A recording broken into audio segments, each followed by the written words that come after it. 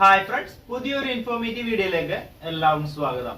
ഇന്ന് ഞാൻ നിങ്ങളുമായി ഷെയർ ചെയ്യാൻ പോകുന്നത് രണ്ട് സർക്കാർ പദ്ധതികളെ കുറിച്ചാണ്.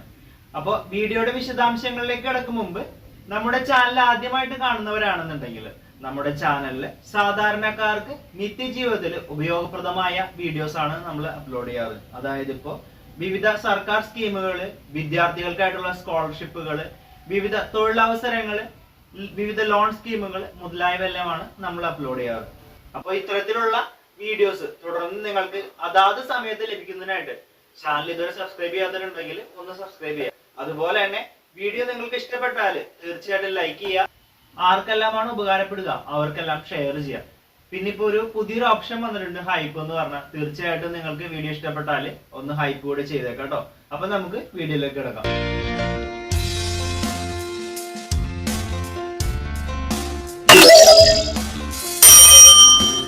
അപ്പോൾ ആദ്യത്തെ സ്കീം എന്ന് പറഞ്ഞു കഴിഞ്ഞാല് സമുന്നതി ഈ യാത്ര എന്നാണ്. ഈ ഒരു പദ്ധതി പ്രകാരം നമുക്ക് പരമാവധി 1 ലക്ഷം രൂപ വരെ നമുക്ക് സബ്സിഡി ആയിട്ട് ലഭിക്കും. അപ്പോൾ ഇത് എന്തിനാണ് ലഭിക്കുക എന്ന് പറഞ്ഞു കഴിഞ്ഞാല് നമുക്കിപ്പോ ഒരു ഇലക്ട്രിക് ആയിട്ടുള്ള ഒരു ഓട്ടോ വാങ്ങണം എന്നുണ്ടെങ്കിലാണ് നമുക്ക് ഈ ഒരു സബ്സിഡി ലഭിക്കുക. അപ്പോൾ അതെങ്ങനെയാണെന്ന് പറഞ്ഞു കഴിഞ്ഞാല് നമ്മൾ എടുക്കുന്ന വായ്പയുടെ 40% അല്ലെന്നുണ്ടെങ്കിൽ പരമാവധി 1 ലക്ഷം രൂപ വരെയാണ് നമുക്കിതിനെ ലഭിക്കുക. ഇനി ഈ ഒരു സ്കീം നടപ്പിലാക്കുന്നത് ധനലക്ഷ്മി ബാങ്കും അതുപോലെ തന്നെ കേരള സംസ്ഥാന മുന്നോക്ക ക്ഷേമ വികസന കോർപ്പറേഷനും കൂടി സംയുക്തമായിട്ടാണ്. അപ്പോൾ ഈ വായ്പ ലഭ്യമാക്കുന്നത് ധനലക്ഷ്മി ബാങ്കാണ്, എന്നാൽ നമുക്ക് സബ്സിഡി നൽകുന്നത് അപ്പോൾ സർക്കാരാണ്. ആർക്കെല്ലാം ഇതിലേക്ക് അപ്ലൈ ചെയ്യാൻ നോക്കാം. സംവരണ വിഭാഗത്തിൽപ്പെടാത്ത സ്ത്രീകൾക്കാണ് ഇതിലേക്ക് അപ്ലൈ ചെയ്യാൻ സാധിക്കുക. സംവരണ വിഭാഗം അല്ലാത്തതെന്ന് പറഞ്ഞാൽ ജനറൽ കാറ്റഗറിയിൽ പെടുന്ന ആളുകൾക്കാണ് അപ്ലൈ ചെയ്യാൻ പറ്റുക. സ്ത്രീകൾക്കാണ് അപേക്ഷ സമർപ്പിക്കാൻ സാധിക്കുക. അവരുടെ വയസ്സെന്ന് പറഞ്ഞാൽ 50 വയസ്സിന് താഴെ ഇരിക്കണം, 18 വയസ്സ് കഴിഞ്ഞ വ്യക്തി ആയിരിക്കണം. പിന്നെ അവരുടെ വാർഷിക വരുമാനം, കുടുംബ വാർഷിക വരുമാനം എന്ന് പറഞ്ഞാൽ 4 ലക്ഷത്തിൽ താഴെ ഇരിക്കണം. അപേക്ഷയ്ക്ക് LMV ലൈസൻസ് നിർബന്ധമായിട്ട് ഉണ്ടായിരിക്കണം. പിന്നെ ഈ പദ്ധതി പ്രകാരം നമ്മൾ ഓട്ടോ വാങ്ങുമ്പോൾ നമുക്കൊരു നിശ്ചിത കാലയളവ് വരെ ഈ ഓട്ടോ വിൽക്കാനോ അല്ലെന്നുണ്ടെങ്കിൽ മറ്റൊരാൾക്ക് മറിച്ചു കൊടുക്കാനോ ഒന്നും സാധിക്കില്ല.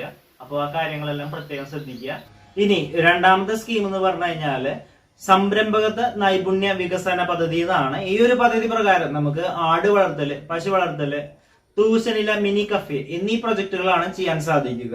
ഇപ്പൊ നമ്മൾ ചെയ്യാൻ പോകുന്നത് ആട് വളർത്തലോ പശു വളർത്തലൊക്കെ ആണെങ്കിൽ നമുക്ക് പരമാവധി നമ്മൾ എടുക്കുന്ന ലോണിന്റെ 30%, അതായത് 1,20,000 രൂപ വരെ നമുക്ക് സബ്സിഡി ആയിട്ട് ലഭിക്കും.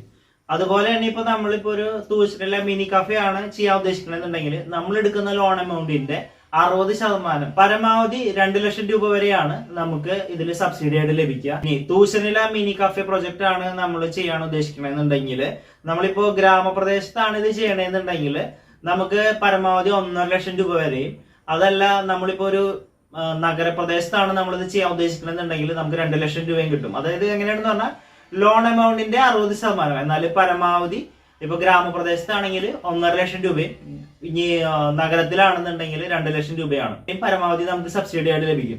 ഇതും ഒരു ലോൺ ലിങ്ക്ഡ് സ്കീമാണ്. ഈ ഒരു പദ്ധതിയും നമ്മുടെ കേരള മുന്നാക്ക ക്ഷേമ വികസന കോർപ്പറേഷനും ധനലക്ഷ്മി ബാങ്കും സംയുക്തമായിട്ടാണ് ചെയ്യുന്നത്. ഇനി ആർക്കെല്ലാം അതിലേക്ക് അപ്ലൈ ചെയ്യാൻ നോക്കാം.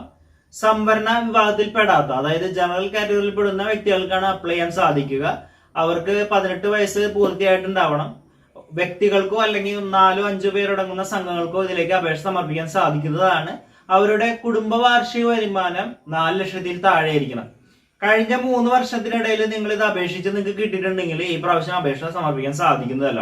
വായ്പ ലഭ്യമാക്കുന്നത് ധനലക്ഷ്മി ബാങ്ക് ആണ്. അപ്പൊ അതുകൊണ്ട് തന്നെ ധനലക്ഷ്മി ബാങ്കിന്റെ ചട്ടങ്ങളും ജാമ്യ വ്യവസ്ഥകളൊക്കെ അനുസരിച്ചായിരിക്കും ഈ ലോണ് ലഭിക്കുക. സബ്സിഡി നൽകുന്നത് നമ്മുടെ കേരള സംസ്ഥാന സർക്കാരിന് കീഴിലുള്ള മുന്നാക്ക ക്ഷേമ വികസന കോർപ്പറേഷൻ ആണ്. അപ്പോൾ ഈ 2 സ്കീമിലേക്ക് അപേക്ഷ സമർപ്പിക്കാൻ ആഗ്രഹിക്കുന്നവര് എത്രയും പെട്ടെന്ന് തന്നെ അപേക്ഷ സമർപ്പിക്കുക. ഇത് അപേക്ഷ സമർപ്പിക്കേണ്ടത് എങ്ങനെയാണെന്ന് പറഞ്ഞു കഴിഞ്ഞാൽ ഒരു നിശ്ചിത ഫോം ഉണ്ട്. ആ ഫോം പൂരിപ്പിച്ചുകൊണ്ട് നിങ്ങളുടെ തൊട്ടടുത്തുള്ള ധനലക്ഷ്മി ബാങ്കിൽ പോയിട്ട് സമർപ്പിച്ചാൽ മതിയാവും.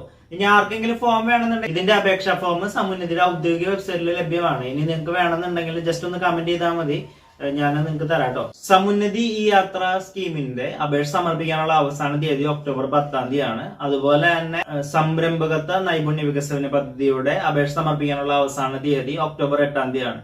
അപ്പൊ ഈ കുഞ്ഞു വീഡിയോ ഞാൻ ഇവിടെ നിർത്തുന്നു. വീഡിയോ ഇഷ്ടപ്പെട്ട ലൈക്ക് ചെയ്യാനും ഉപകാരപ്പെടുന്നവർക്കായി ഷെയർ ചെയ്യാനും മറക്കരുത്. മറ്റൊരു യൂസ്ഫുൾ ഇൻഫർമേഷനുമായി നമുക്ക് വീണ്ടും കാണും വരെ എല്ലാവർക്കും ബൈ.